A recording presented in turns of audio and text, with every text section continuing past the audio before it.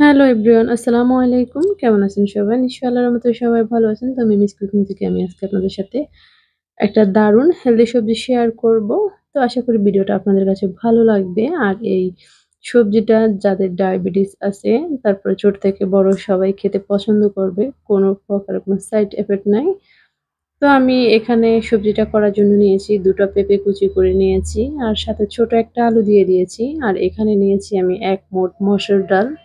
আর দিয়ে দিয়েছি লবণ, ১/২ চা চামচ হলুদের গুঁড়ো, জিরা বাটা আর ধনিয়ার গুঁড়া আর পেঁয়াজ কুচি। আর এখানে দিয়ে দিয়েছি আমি ৪ টা কাঁচামরিচ ঝাল আপনারা যেমনটা খেতে পছন্দ করেন ওরকমটাই দিতে পারেন। এখন সবগুলো ভালো করে সব একসাথে মেখে নিতে হবে।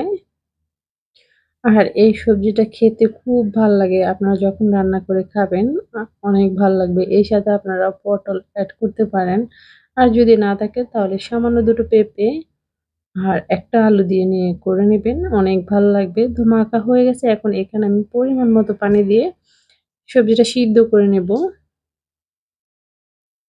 আর এটা রান্না করতেও বেশি সময় লাগে না। চটজলদি রান্নাটা হয়ে যায়।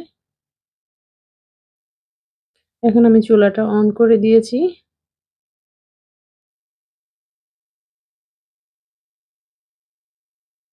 তো এই যে দেখতেই পাচ্ছেন যখন এটা বলক চলে আসবে এখানে আমি বিলাতি ধুনা যেটা বলে আমি ওটা দিয়ে দিব। ওটা যেহেতু সিদ্ধ হতে একটু সময় লাগে।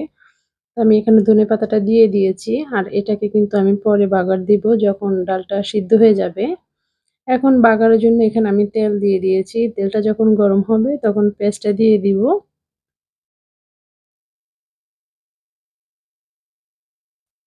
এখানে আমি বড় সাইজের ২ টো পেঁয়াজ কুচি করে নিয়েছি। যখন পেঁয়াজটা একটু লাল হবে তখন দিয়ে দিতে হবে।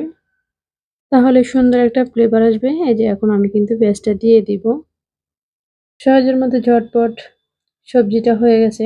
এখন এই তেলটা আমি সবজির মাঝে ঢেলে দিব।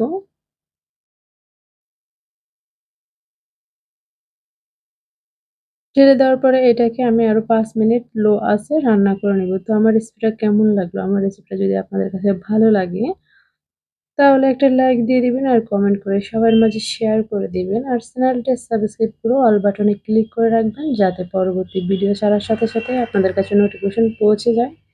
এই যে দেখুন আমার সবজিটা কিন্তু রান্না হয়ে গেছে। এখন আমি নামিয়ে নিব। আর এই সবজিটা আপনারা চাইলে পরোটা, তারপরে রুটি, তারপরে ভাতের সাথে খেতে পারেন।